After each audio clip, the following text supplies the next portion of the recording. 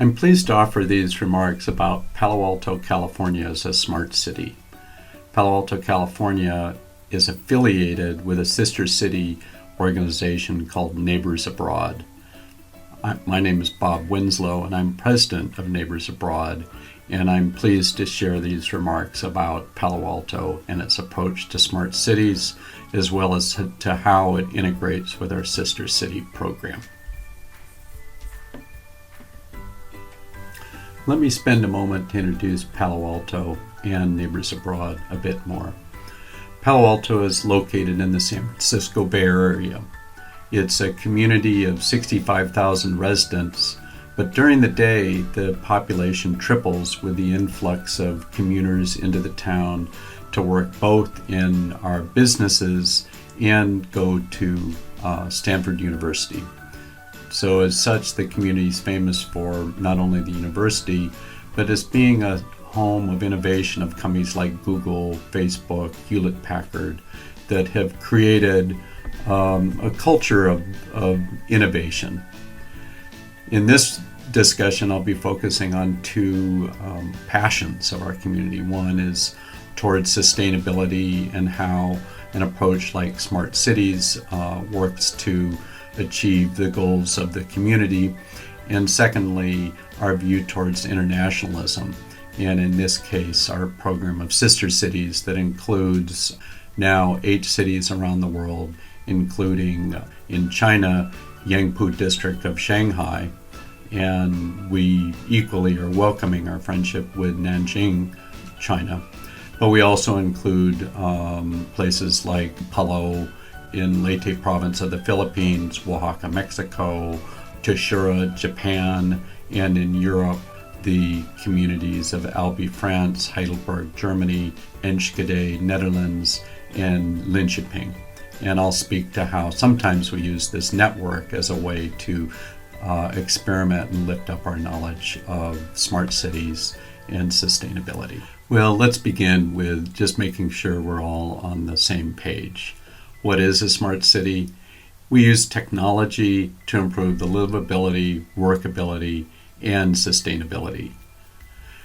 What's a smart city in the city of Palo Alto?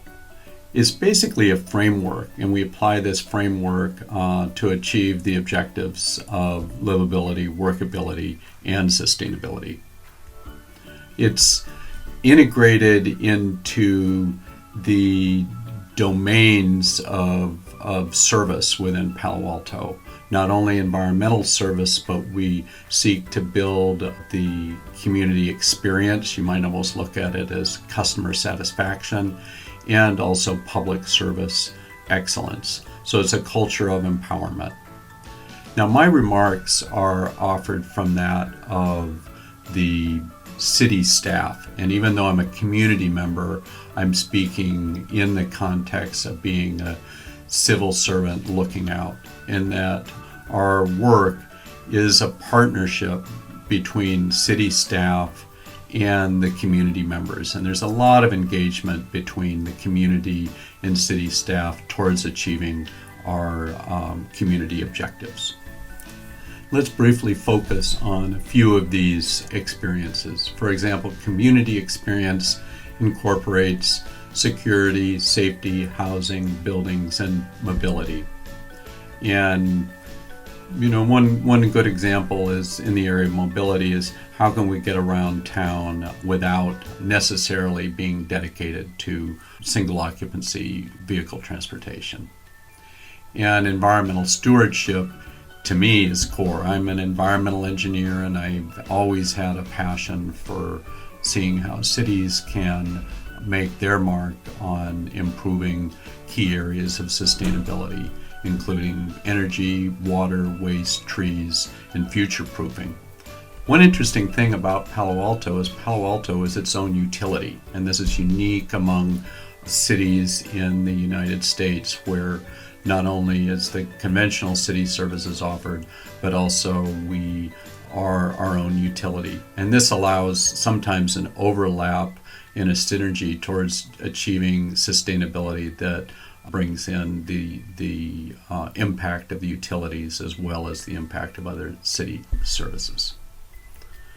public service is key, and many people look at our city towards the services that we can provide. How can libraries be enhanced? How can billing and infrastructure be enhanced? And these are kind of the backbone core services of the city of Palo Alto that our citizens look towards. We're a value-driven community, and empowerment is where we're seeking both to lift up not only our city staff but our community. And it's intriguing to think, well, where's the role of technology? Where's the role of basically computer systems that are sometimes at the heart of a smart city? And ultimately, we're trying to enable people, and enabling people can certainly be leveraged through the technology. And that's the assumption of a smart city. As I mentioned earlier, Smart City Palo Alto is also a collaboration with our sister cities.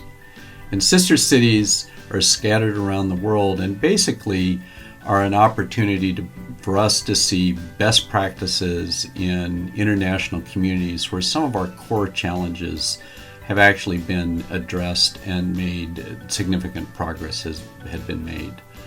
One of the things that impressed me during my visit to Yangpu district of Shanghai was observing the transition between gas-powered vehicles towards electric-powered vehicles. In particular, just seeing how many of the motorcycles no longer use gas power.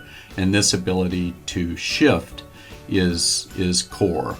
Another area is something called we would call mode shift. And in our European cities, we're able to see how movement from single occupancy vehicles to bicycles has occurred, and that mode shift is something that again challenges the community.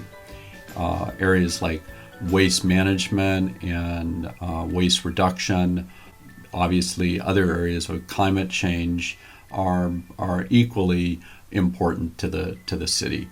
So working with Nanjing and having the opportunity to learn about best practices is something that is obviously clearly informative to the city of Palo Alto.